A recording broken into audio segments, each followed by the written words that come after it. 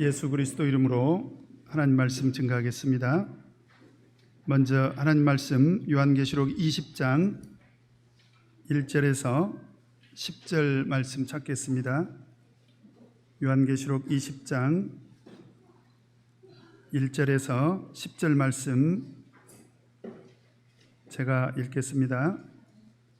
또 내가 봄에 천사가 무저갱 열쇠와 큰 쇠사슬을 그 손에 가지고 하늘로서 내려와서 용을 잡으니 곧 옛뱀이요 마귀요 사단이라 잡아 1000년 동안 결박하여 무저갱에 던져 잠그고 그 위에 임봉하여 1000년이 차도록 다시는 만국을 미혹하지 못하게 하였다가 그 후에는 반드시 잠깐 노이리라. 또 내가 보좌들을 보니 거기 앉은 자들이 있어 심판하는 권세를 받았더라. 또 내가 보니 예수의 증거와 하나님의 말씀을 인하여 목배임을 받은 자의 영혼들과 또 짐승과 그의 우상에게 경배하지도 아니하고 이마와 손에 그의 표를 받지도 아니한 자들이 살아서 그리스도로 더불어 1000년 동안 왕노릇하니 그 나머지 죽은 자들은 그 1000년이 차기까지 살지 못하더라. 이는 첫째 부활이라. 이 첫째 부활에 참여하는 자들은 복이 있고 거룩하도다. 둘째 사망이 그들을 다스리는 권세가 없고 도리어 그들이 하나님과 그리스도의 제사장이 되어 1000년 동안 그리스도로 더불어 왕노릇하리라. 1000년이 참에 사단이 그 옥에서 놓여 나와서 땅의 사방 백성 곧 곡과 마곡을 미혹하고 모아 싸움을 붙이리니 그 수가 바다 모래 같으리라. 저희가 지면에 널리 퍼져 성도들의 진과 사랑하시는 성을 두루매 하늘에서 불이 내려와 저희를 소멸하고 또 저희를 미혹하는 마귀가 불과 유황못에 던지우니 거기는 그 짐승과 거짓 선지자도 있어 세세토록 밤낮 괴로움을 받으리라. 아멘. 오늘 이 시간에는 첫째 부활에 참여하는 자들의 복이라는 말씀의 제목으로 같이 은혜를 나누도록 하겠습니다. 오늘 이 시간에 드리는 이 말씀은 계시록을 이제 전체적으로 정리해주는 그런 말씀이기도 합니다. 말씀을 잘 들으시고 그동안에 배웠던 말씀들을 서로 연관지어서 잘 정리를 해주시기를 부탁을 드립니다. 그러면은 먼저 1절 같이 한번 읽겠습니다. 시작. 또 내가 봄에 천사가 무저갱 열쇠와 큰 쇠사슬을 그 손에 가지고 하늘로서 내려와서, 먼저 천사가 등장을 하지요. 그런데 그 천사가 무엇을 가지고 하늘로서 내려옵니까? 무저갱 열쇠와 큰 쇠사슬을 그 손에 가지고 하늘로서 이렇게 내려옵니다. 열쇠는 권세를 의미하죠. 그러면 계시록 안에서 이 권세를 가지신 분이 누굴까요? 우리 계시록 1장 18절을 보면 내가 전에 죽었었노라 볼지어다 이제 세세토록 살아있어 사망과 음부의 열쇠를 가졌노니, 예수님이 하신 말씀이죠. 또 계시록 3장 7절에 보면 빌라델비아 교회 사자에게 편지하기를 거룩하고 진실하사 다윗의 열쇠를 가지신 이 곧 열면 닫을 사람이 없고 닫으면 열 사람이 없는 그이가 가라사대. 바로 누구를 의미하고 있습니까? 예수 그리스도를 의미하고 있습니다. 그래서 바로 여기서 그 무저갱의 열쇠를 가지고 하늘로서 내려오신 분은 예수 그리스도이시다 라고 하는 것을 알 수가 있습니다. 그러면 예수님께서 손에 무저갱 열쇠와 큰 쇠사슬을 가지고 왜 내려오셨을까요? 2절 같이 한번 읽겠습니다. 시작. 용을 잡으니 곧 옛뱀이요 마귀요 사단이라 잡아 1000년 동안 결박하여. 왜 무저갱 열쇠와 쇠사슬을 가지고 내려오셨습니까? 용을 잡으려고 내려오신 것입니다.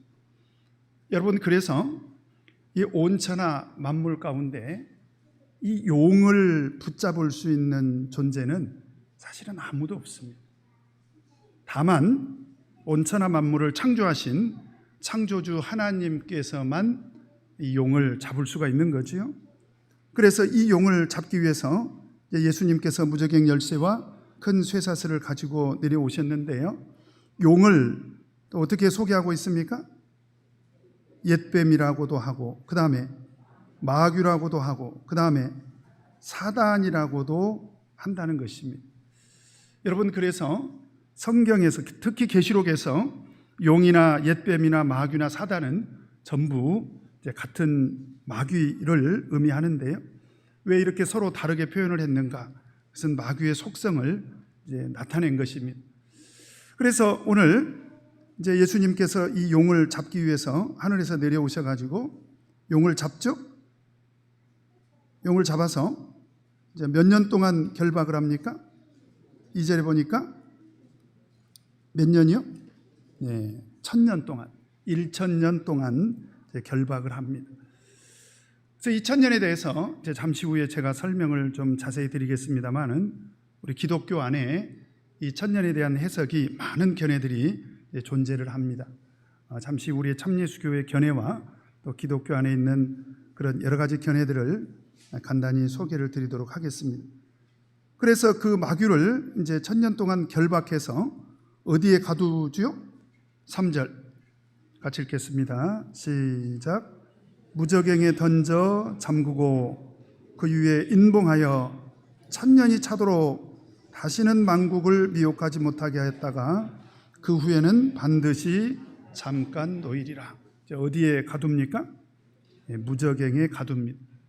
그래서 무저갱은 바로 마귀가 결박당한 곳이다 라고 하는 것을 알 수가 있습니다. 그러면 이 마귀를 무저갱에 던져서 인봉하고 다시는 1000년이 차도록 나오지 못하게 한 그 목적이 어디 있습니까? 3절에 보니까 다시는 만국을 미혹하지 못하게 하려고 하신 것입니다. 만국을 미혹하지 못하게 하시기 위해서 이제 하나님께서 이 무저갱 열쇠와 큰 쇠사슬을 가지고 이제 하늘로서 내려오신 거지요. 잠깐 이 부분에 대해서 좀 설명을 드린다면, 근본적으로 마귀가 전혀 활동하지 못하도록 이렇게 하나님께서 마귀를 사실은 결박하신 것은 아닙니다. 왜냐하면 성경을 보면 마귀는 언제든지 또 어떤 사람이든지 미혹하기 위해서 끊임없이 활동을 합니다. 우리 베드로전서 5장 8절을 보면 근신하라 깨어라 너희 대적 마귀가 우는 사자같이 두루다니며 삼킬 자를 찾나니, 여기서 보니까 마귀는 어디든지 두루 다닙니다. 그리고 삼킬 자를 찾기 위해서 우는 사자같이 다닌다는 거지요. 그러면 오늘 여기서 만국을 미혹하지 못하게 하는 바로 그것은 어떤 의미가 있는가? 바로 마귀가 전면적으로 만국을 미혹해서 전면적으로 우리 교회를 대적하는 것을 말하는 것입니다. 그러면 그 기간이 몇 년 동안이라고요? 1000년 동안 그렇게 만국을 미혹하지 못하게 하신다는 것입니다. 그리고 그 후에 1000년이 차면 어떻게 됩니까? 반드시 그랬습니다. 반드시 어떻게 됩니까? 잠깐 석방이 됩니다. 결박당한 마귀가 이제 그 옥에서 나오게 되죠. 그러면 어떤 일이 벌어질까요? 우리 7절 한번 보겠습니다. 7절 같이 읽겠습니다. 시작. 1000년이 참에 사단이 그 옥에서 놓여 그랬죠? 여기서 옥도 역시 무저갱을 말하는 것입니다. 그러면 그 옥에서 놓임으로 인해서 어떤 일이 벌어지죠? 8절 9절 같이 읽겠습니다. 시작. 나와서 땅의 사방 백성 곧 곡과 마곡을 미혹하고 모아 싸움을 붙이리니 그 수가 바다 모래 같으리라. 저희가 지면에 널리 퍼져 성도들의 진과 사랑하시는 성을 두루매 하늘에서 불이 내려와 저희를 소멸하고 전쟁을 하게 됩니다. 싸우게 되지요. 이 부분에 대해서도 잠시 후에 좀 자세히 설명을 드리도록 하겠습니다. 자, 그러면 이 1000년 동안에 도대체 무슨 일이 일어납니까? 우리 4절을 한번 보도록 하겠습니다. 이제 1000년 동안에 어떤 일이 벌어질까? 이 사단 마귀가 무저갱에 던져져서 결박당하고 있는 바로 그 기간에 어떤 일이 벌어집니까? 4절 같이 읽겠습니다. 시작. 또 내가 보좌들을 보니 거기 앉은 자들이 있어 심판하는 권세를 받았더라. 또 내가 보니 예수의 증거와 하나님의 말씀을 인하여 목배임을 받은 자의 영혼들과 또 짐승과 그의 우상에게 경배하지도 아니하고 이마와 손에 그의 표를 받지도 아니한 자들이 살아서 그리스도로 더불어 1000년 동안 왕노릇을 하더라. 지금 그 1000년 동안에 어떤 일이 벌어집니까? 어떤 사람들이 그리스도와 더불어서 왕노릇을 하더라는 거예요. 그러면 그 사람들은 어떤 사람들인가? 다시 한번 4절을 보면 또 내가 보좌들을 보니 보좌에 앉은 자들이 등장하지요. 이들은 어떤 권세를 가졌습니까? 심판하는 권세를 받았습니다. 누구와 더불어서? 심판은 사실 누가 하십니까? 하나님, 예수 그리스도. 그렇죠? 그래서 예수 그리스도와 더불어서 심판하는 그런 권세를 받은 자들이 등장하고요. 그리고 또 내가 보니 또 어떤 사람들이 등장합니까? 예수의 증거와 하나님의 말씀을 인하여 목배임을 받은 자의 영혼들이 등장을 합니다. 여러분, 왜 예수의 증거와 하나님의 말씀으로 인해서 목배임을 받을 수밖에 없을까요? 자, 오늘 이 말씀은 계시록 1장 9절을 보면 알 수가 있습니다. 우리 계시록 1장 9절 한번 찾도록 하겠습니다.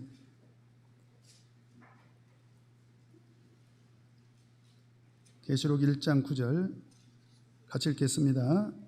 시작. 나 요한은 너희 형제요 예수의 환난과 나라와 참음에 동참하는 자라. 하나님의 말씀과 예수의 증거를 인하여 밤모라 하는 섬에 있었더니. 지금 요한은요 어디에 유배당하고 있습니까? 밤모 섬에 놀러 간 게 아니에요. 그 섬에 가서 어떤 일을 겪고 있습니까? 예수의 환난과 나라와 참음에 동참하고 있습니다. 그런데 그런 환난을 겪게 된 원인이 어디 있습니까? 하나님의 말씀과 예수의 증거로 인해서 환난을 겪고 있다라고 하는 것입니다. 그래서 1장 2절에도 보니까 요한은 하나님의 말씀과 예수 그리스도의 증거 곧 자기의 본 것을 다 증거하였느니라. 이게 무슨 얘기냐면 하나님의 말씀과 예수 그리스도의 증거를 증거하는 것으로 인해서 필연적으로 어떤 일이 일어난다는 것입니까? 환난을 겪게 된다라고 하는 것입니다. 그런데 계시록 20장 4절로 다시 돌아와서요. 그로 인해서 하나님의 말씀과 예수 그리스도의 증거로 인해서 자, 어떤 핍박을 당합니까? 목배임을 당하게 됩니다. 여러분, 목배임을 당하면 어떻게 되죠? 예? 어떻게 안 당하시고 아시네? 참 두려운 일입니다. 무서운 일이죠. 죽게 되는 것입니다. 그러면 왜 목배임을 당한 사람들이 등장을 할까?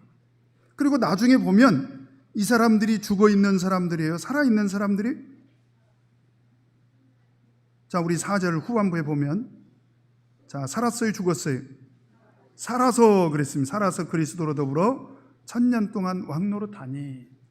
자, 그래서 우리가 계시록 안에서 죽었다는 말을 실제로 죽은 사람들도 있을 테고요. 예를 들면 야고보 사도 같은 경우는 목배임을 당해서 죽었지 않습니까?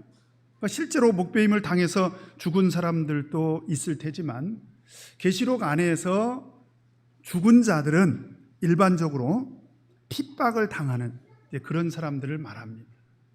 그래서 우리가 5번째 인을 뗐을 때 또 그 제단 아래서 탄식하며 기도하는 사람들도 있지 않습니까? 우리 계시록 6장 9절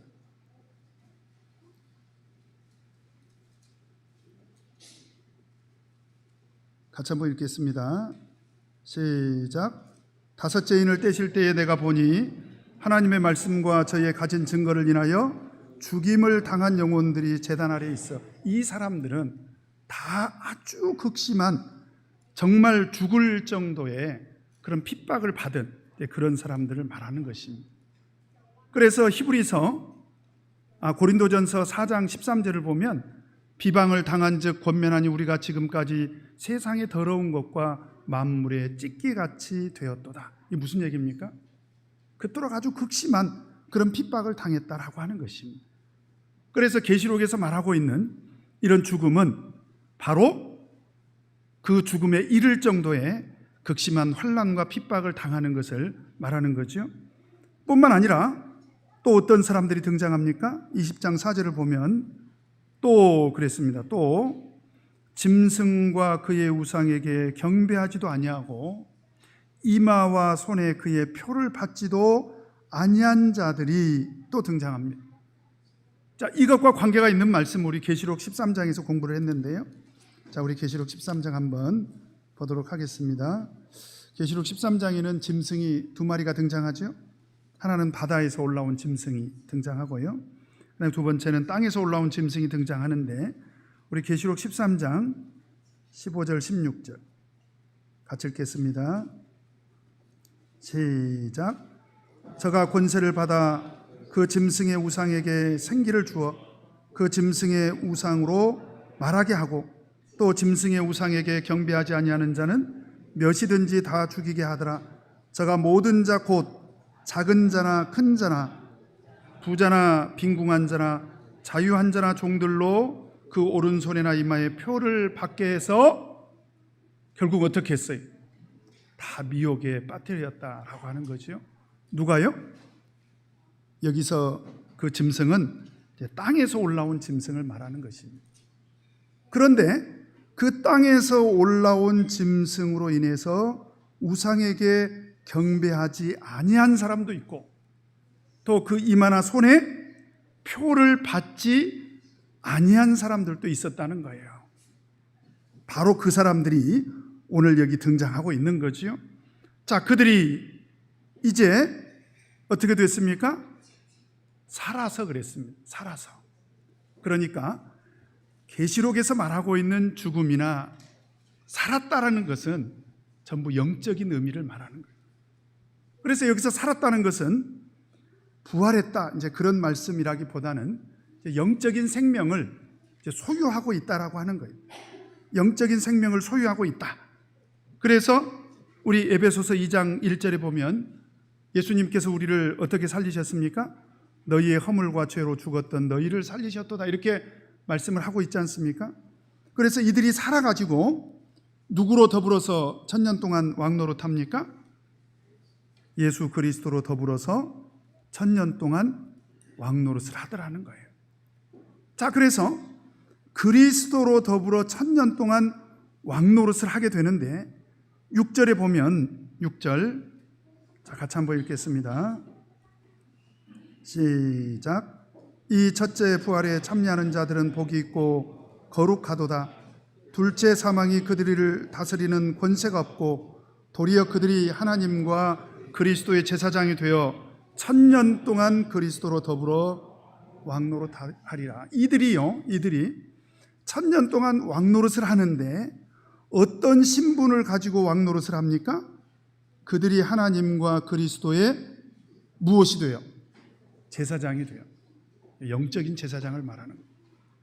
그래서 제사장이 돼서 천년 동안 누구와 더불어서 왕노릇을 하더라? 예수 그리스도와 더불어서 왕노릇을 하더라. 자, 그러면 이 사람들은 누구를 말하고 있는 것입니까? 말세에 하나님으로부터 구속함을 입은 그런 사람들을 말하고 있는 거예요. 그래서 계시록에서는 지속적으로 하나님의 구속함을 입은 사람들을 어떻게 언급하고 있느냐, 우리 1장, 자, 빨리빨리 한번 찾아보도록 하겠습니다. 계시록 1장 5절 6절 한번 보겠습니다. 계시록 1장 5절 6절 시작. 또 충성된 증인으로 죽은 자들 가운데서 먼저 나시고 땅의 임금들의 머리가 되신 예수 그리스도로 말미암아 은혜와 평강이 너희에게 있기를 원하노라. 우리를 사랑하사 그의 피로 우리 죄에서 우리를 해방하시고 그 아버지 하나님을 위하여 우리를 나라와 무엇으로 제사장으로 삼으신 그에게 영광과 능력이 세세토록 있기를 원하노라. 아멘. 근데 여기서 보니까 우리를 그의 나라와 제사장으로 삼기 위해서 예수님이 하신 일이 뭐예요? 우리를 위해서, 우리를 사랑하사 우리를 위해서 피를 흘려 주셨어요. 피를, 그의 피로 우리 죄에서 우리를 해방해 주셨다. 그 다음에 또 5장 9절 10절을 보면, 자, 5장 9절 10절 한번 보도록 하겠습니다. 5장 9절 10절 같이 읽겠습니다. 시작. 새 노래를 노래하여 가로되 책을 가지시고 그 인봉을 떼기 합당하시도다. 일찍 죽임을 당하사 각 족속과 방언과 백성과 나라 가운데서 사람들을 피로 사서 하나님께 드리시고 저희로 우리 하나님 앞에서 나라와 제사장을 삼으셨으니 저희가 땅에서 왕노릇하리로다 하더라. 여기서 보니까 하나님의 구속함을 입은 사람들이 또 등장을 하는데, 이들이 예수 그리스도와 더불어서 왕노릇을 하게 된다는 거예요. 어떤 신분을 받아서? 제사장 신분을 받아서. 그러면 하나님께서 말세에 구속하실 사람들을 위해서 하나님께서 하신 일이 뭐예요? 예수님께서 하신 일이 바로 예수 그리스도의 피로 사서 하나님께 드렸다는 거예요. 자, 그렇다면 말세에 하나님의 구속함을 입은 사람들이 예수 그리스도와 더불어서 제사장 신분을 가지고 땅에서 왕노릇을 하게 되는데, 그렇게 된 근본적인 원인이 어디에 있습니까? 예수 그리스도의 피로 말미암아 우리가 땅에서 왕노릇을 하게 됐다. 바로 이 피는 예수 그리스도의 구속의 피를 의미하는 것입니다. 그래서 에베소서 1장 7절에 보면 우리가 그리스도 안에서 그의 은혜의 풍성함을 따라 그의 피로 말미암아 구속, 곧 죄사함을 받았다. 그래서 예수 그리스도의 피는 우리 하나님의 구속과 절대적인 관계가 있고요, 죄사함과 절대 관계가 있습니다. 자, 이제 여기까지 설명을 하면 다시 계시록 20장으로 돌아가서요, 이 계시록 20장에서 구속함을 입은 이 사람들은 바로 누굴까요? 예수 그리스도의 피의 공로로 말미암아 예수님과 합하여 무엇을 받은 사람들? 세례를 받은 사람들. 바로 이것을 다시 계시록 20장 5절로 돌아가서 계시록 20장 5절 같이 읽겠습니다. 시작. 그 나머지 죽은 자들은 그 천년이 차기까지 살지 못하더라. 이는 첫째 부활이라. 그리고 6절에 보니까 이 첫째 부활에 참여하는 자들이 복이 있다는 거예요. 그러면 첫째 부활이 뭐냐? 말세에 하나님의 구속함을 입은 사람들이 예수 그리스도의 피의 공로로 말미암아 무엇을 받을 때? 세례를 받을 때 바로 첫째 부활에 참여하게 된다. 그래서 그 첫째 부활에 참여하게 되면 예수 그리스도와 더불어서 어떤 신분을 얻고, 제사장 신분을 얻고 땅에서 몇 년 동안, 천년 동안 왕노릇을 한다는 거예요. 그래서 우리가 로마서 6장 3절에서 5절을 보면요, 자, 이런 말씀이 있습니다. 자, 우리 로마서 6장 3절에서 5절 같이 한번 읽겠습니다. 로마서 6장 3절에서 5절 같이 읽겠습니다. 시작. 무릇 그리스도 예수 합하여 세례를 받은 우리는 그의 죽으심과 합하여 세례받은 줄을 알지 못하느냐? 그러므로 우리가 그의 죽으심과 합하여 세례를 받음으로 그와 함께 장사되었나니 이는 아버지의 영광으로 말미암아 그리스도를 죽은 자 가운데서 살리심과 같이 우리로 또한 새 생명 가운데서 행하게 하려 함이니라. 만일 우리가 그의 죽으심을 본받아 연합한 자가 되었으면 또한 그의 부활을 본받아 연합한 자가 되리라. 무엇으로 말미암아?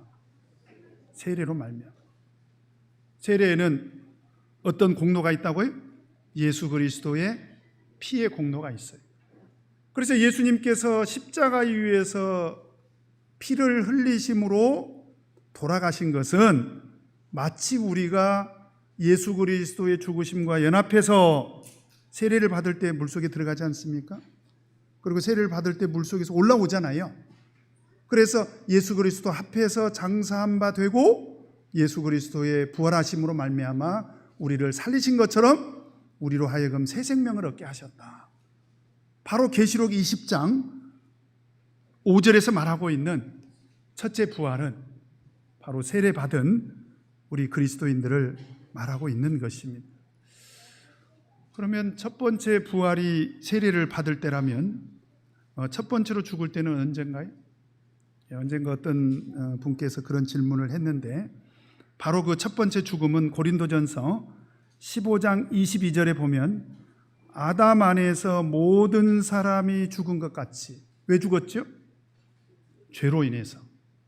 그 아담의 그 원죄로 인해서 아담 안에서 모든 사람이 죽은 것이 바로 첫 번째 사망이지요.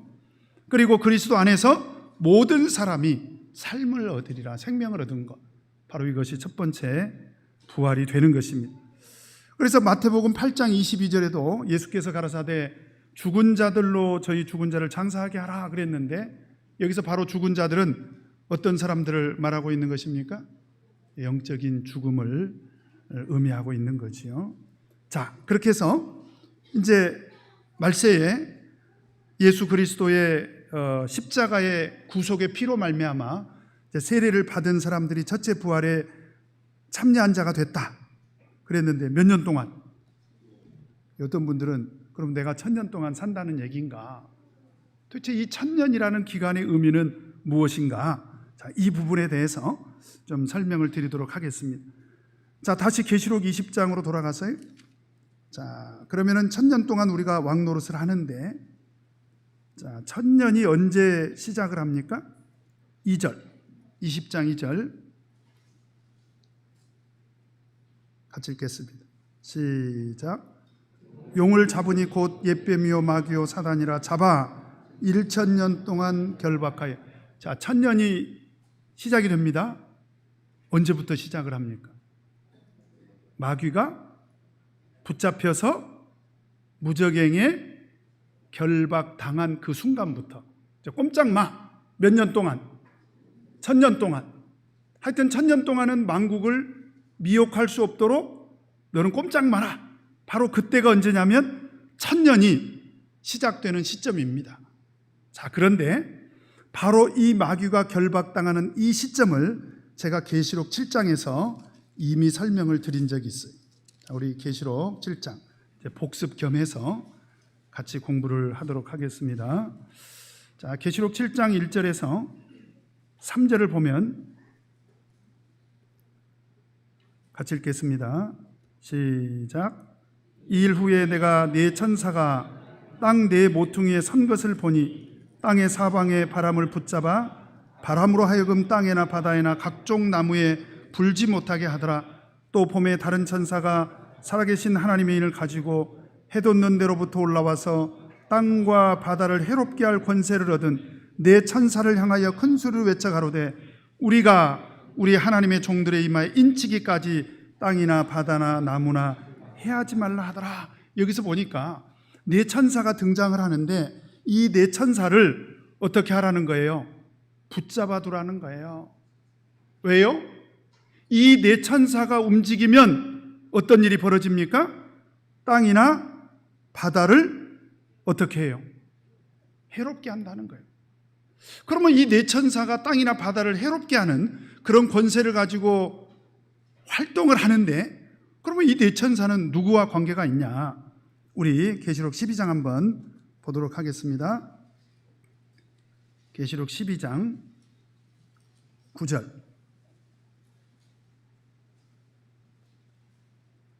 같이 읽겠습니다. 시작. 큰 용이 내어 쫓기니 옛뱀 곧 마귀라고도 하고 사단이라고도 하는 온 천하를 꿰는 자라. 땅으로 내어 쫓기니 그의 사자들도 저와 함께 내어 쫓기니라. 여기서 지금 마귀 사단이 등장하죠.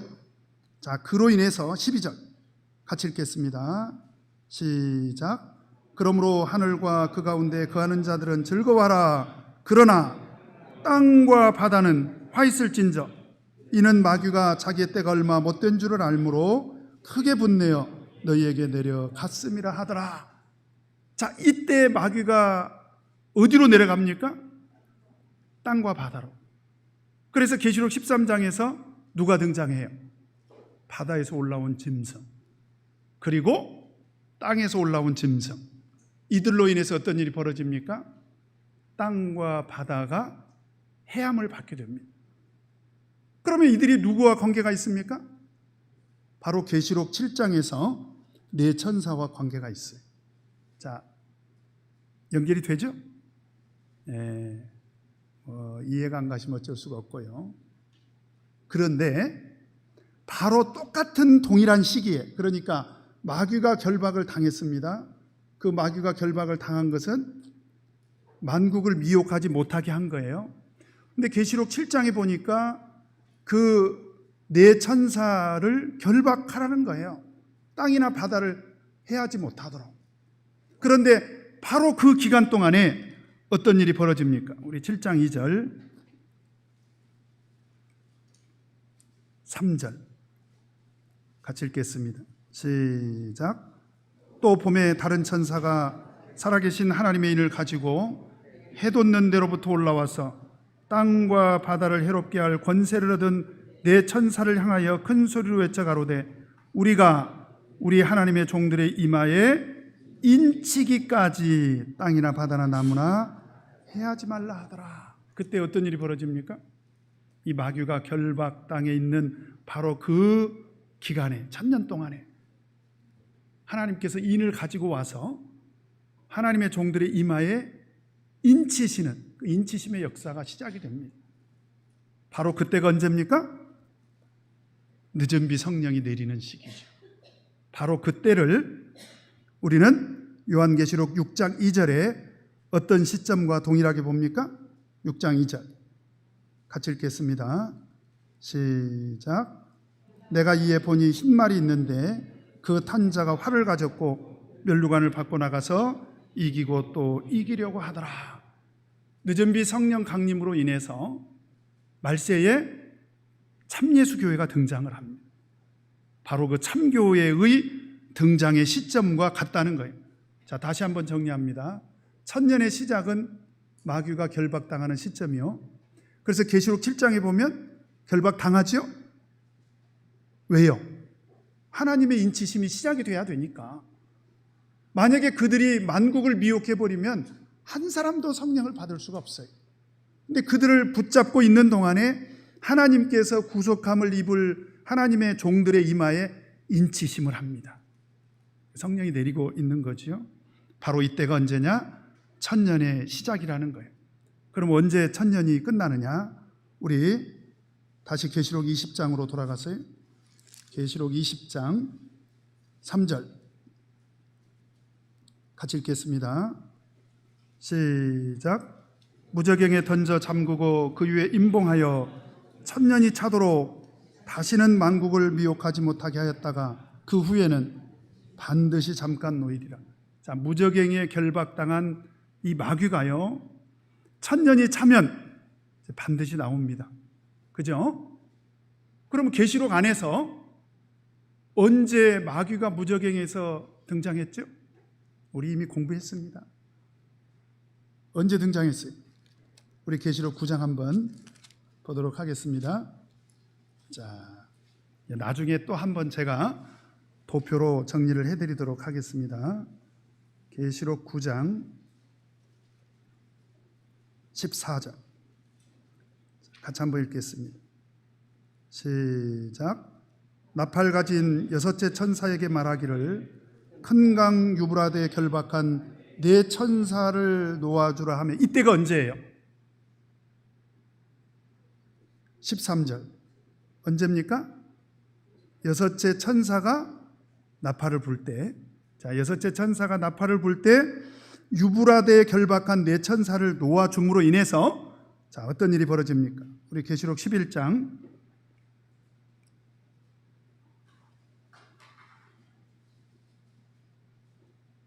7절 같이 읽겠습니다. 시작. 저희가 그 증거를 마칠 때에 무저갱으로부터 올라오는 짐승이 저희로 더불어 전쟁을 일으켜 저희를 이기고 저희를 죽일 터인즉. 자, 무저갱이 열리죠.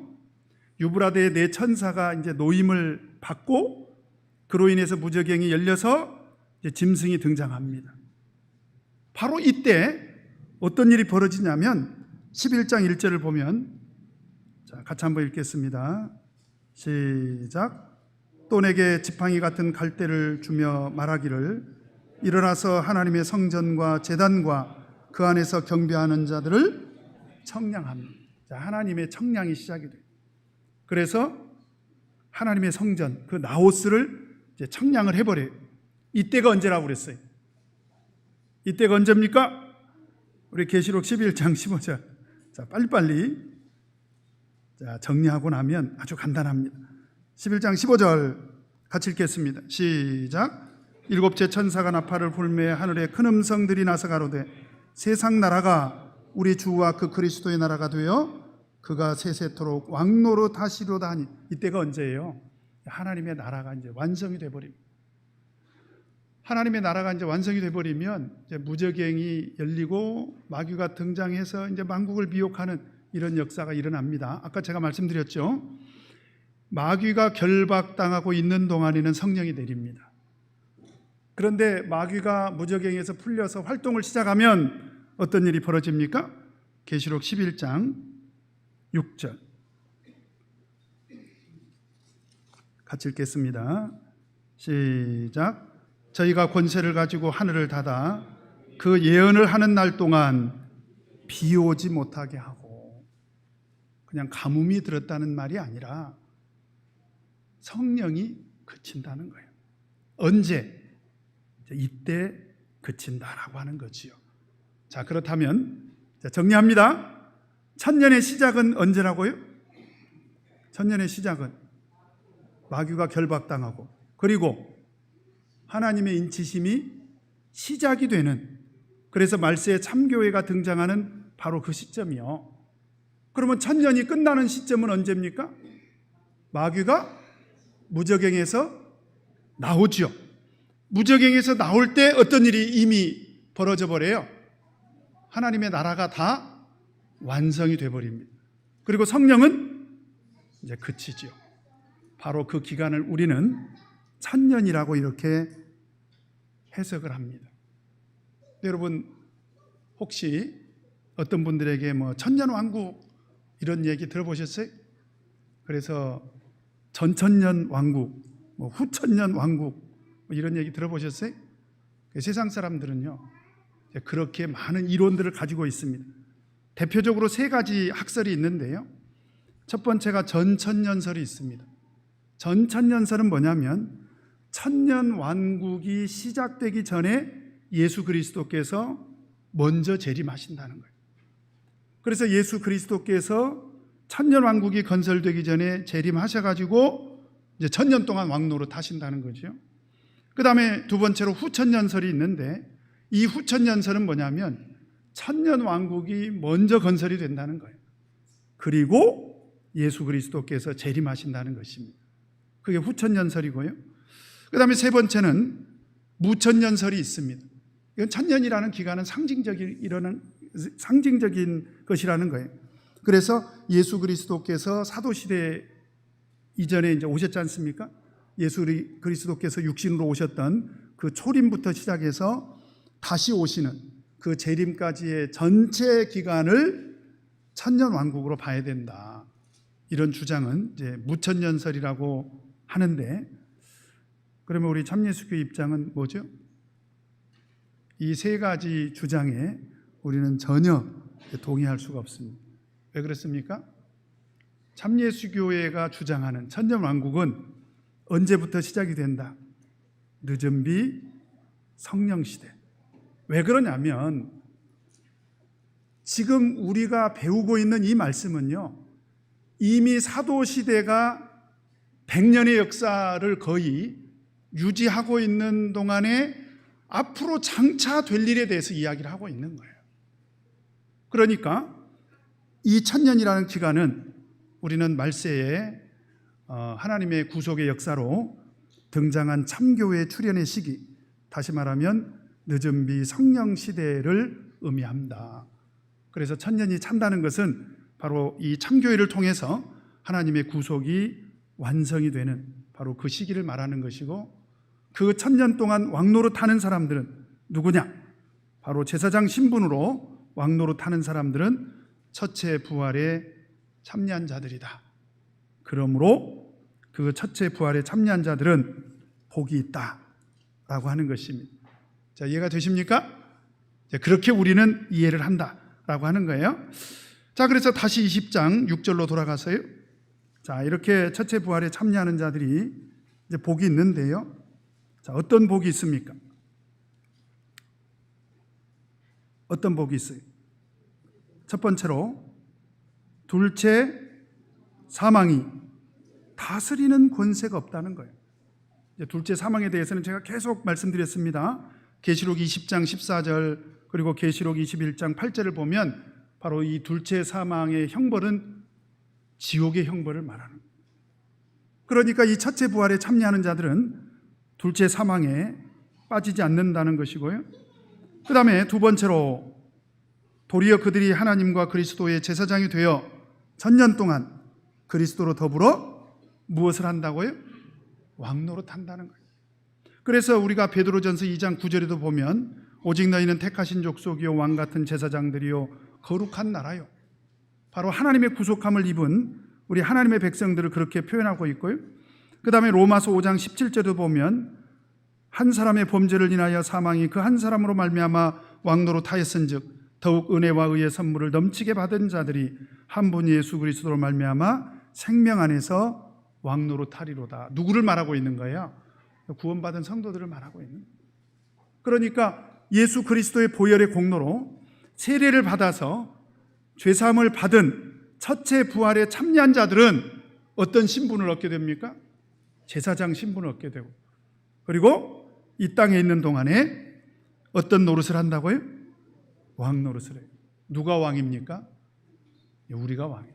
물과 성령으로 거듭난 우리 성도들이 이제 제사장이 돼서 이제 왕이 돼서 그리스도와 더불어서 왕 노릇을 하는 이제 그런 복을 누리고 있는 것입니다. 감사하죠? 어떤 분들은 아이고 나도 한번 왕으로 살아봤으면 좋겠다. 지금 우리가 그렇게 살고 있는 거예요. 지금 우리가 그렇게 살고 있는 것입니다. 자, 그렇게 해서 이제 천년 동안 왕 노릇을 하고 나면, 이제 천년이 끝나고 나면 이제 무슨 일이 일어날까요?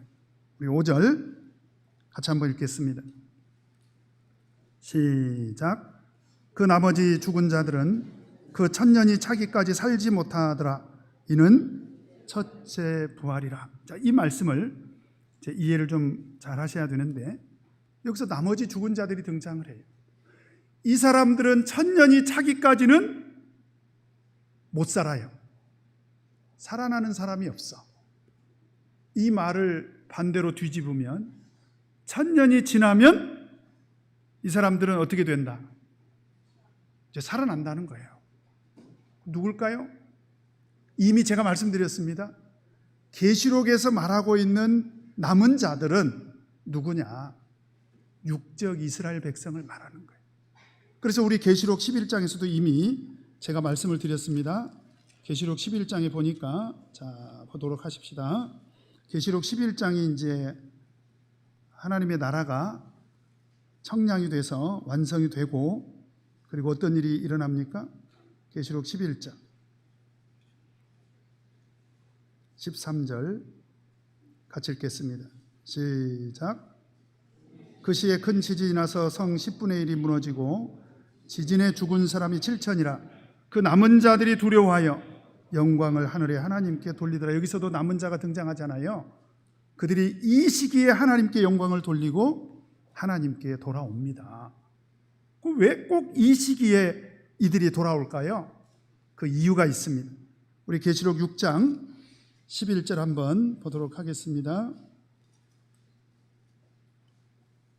계시록 6장 11절 같이 읽겠습니다. 시작.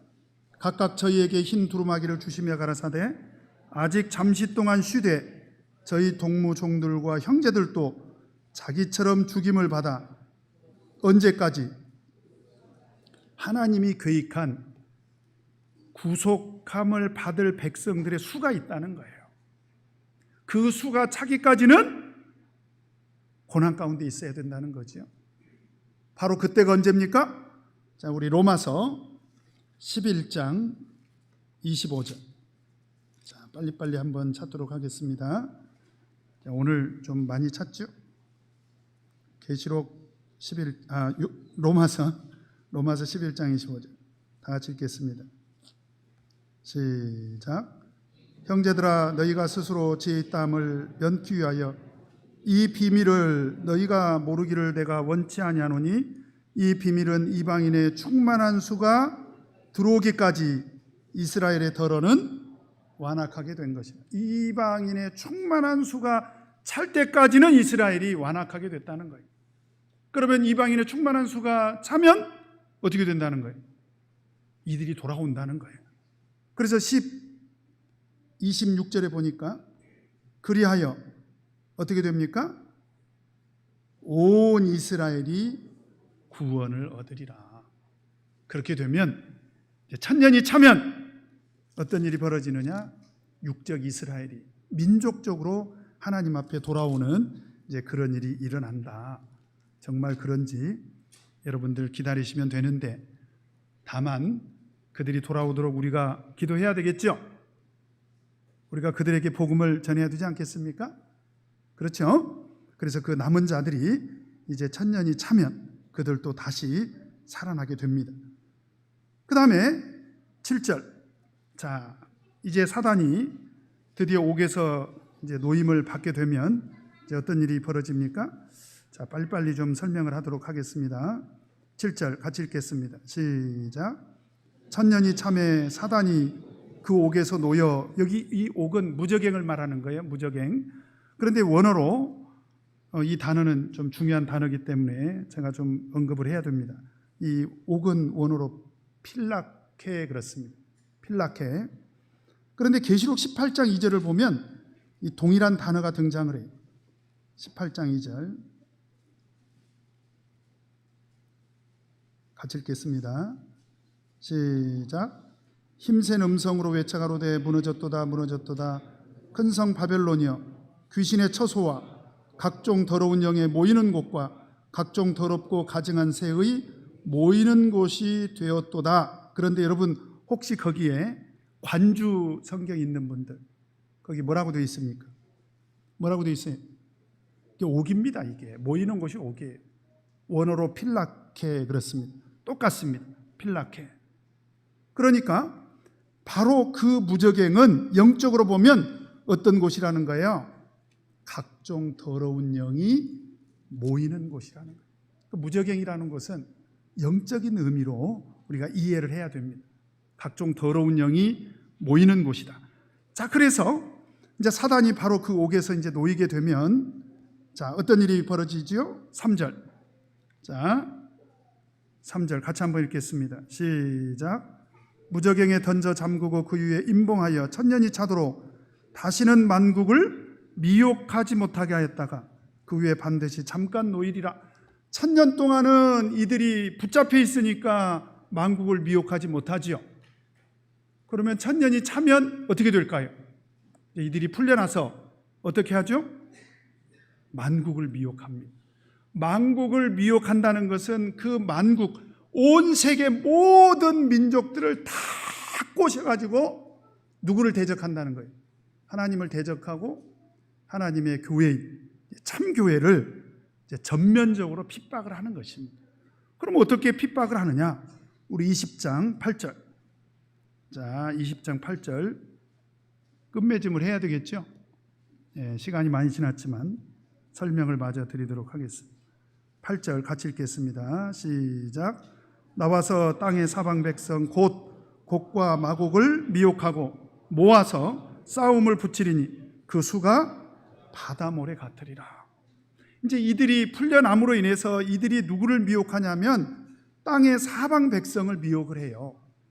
근데 그들의 실체가 마곡과 곡이라고 이렇게 이야기를 하고 있습니다.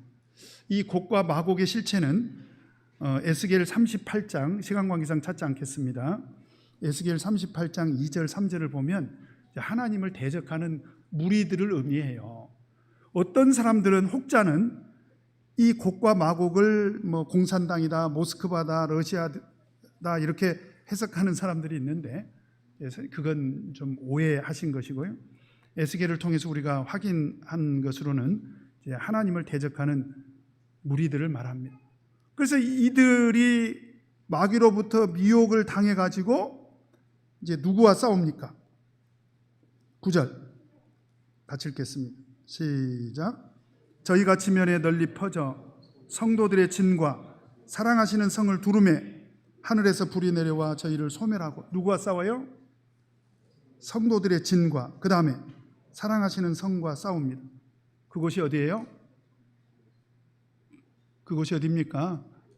하나님의 나라, 교회입니다. 교회. 이들이 교회를 핍박을 하는데 그들의 세력이 어느 정도가 되냐?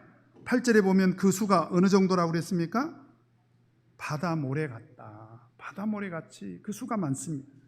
그 다음에 9절에 보면 저희가 지면에 널리 퍼져. 어마어마한 그런 수들이 이제 교회를 핍박하게 됩니다. 이 전쟁이 마지막 전쟁이에요. 그래서 이 전쟁은요, 혹자가 말하듯이 무슨 3차 전쟁이다, 3차 대전쟁이다, 무슨 핵전쟁이다, 또는 무슨 우주전쟁이다, 또는 어떤 사람이 말하는 것처럼 공산당과의 전쟁이다, 또 어떤 분들은 경제전쟁이다 이렇게 주장을 하는데 그걸 말하는 게 아니고 영적인 전쟁을 말하는 거예요. 그래서 계시록 12장 17절에 보면 용이 여자에게 분노하여 돌아가서 그 여자의 남은 자손 곧 하나님의 계명을 지키며 예수의 증거를 가진 자들로 더불어 싸우려고 어디에 섰습니까? 바다 모래 위에 섰더라. 그래서 이때가 되면 비로소 만국을 미혹해서 그 만국, 그 세력과 하나님이 세운 이 땅에 건설한 참교회와 전면적인 그런 전쟁을 벌이게 됩니다. 바로 그것이 어디입니까? 계시록 16장 16절에서 말하는 이제 아마겟돈입니다. 바로 영적인 장소인 아마겟돈, 바로 교회에서 이제 그런 전쟁이 일어나는데 이 전쟁은 이제 전무후무한 그런 큰 전쟁이 됩니다. 이 전쟁이 어떻게 끝날까요? 자, 9절 10절 같이 한번 읽겠습니다. 시작. 저희가 지면에 널리 퍼져 성도들의 진과 사랑하시는 성을 두루매. 전쟁이 어떻게 끝나죠? 갑자기 하늘에서 불이 내려와 가지고 어떻게 돼요? 표면적으로 보면 전쟁을 벌이는 것 같고 싸우는 것 같은데 이 마지막 전쟁의 결과는 하나님께서 불을 내려서 심판하시는 것으로 끝이 나버립니다. 그러니까 사실은 마지막 전쟁은 표면적으로 보면 싸우는 것이고 전쟁하는 것인데 결과를 보니까 하나님께서 그들을 불로 어떻게 하셔버린다고요? 심판하셔버립니다. 불로 그들을 불살라버리세요. 그리고 10절에 어떻게 됩니까? 시작. 또 저희를 미혹하는 마귀가 불과 유황못에 던지우니 거기는 그 짐승과 거짓 선지자도 있어 세세토록 밤낮 괴로움을 받으리라. 그리고 이제 마귀는 어떻게 됩니까? 불과 유황으로 타는 못에 던져버립니다. 거기는 무저갱이 아니에요.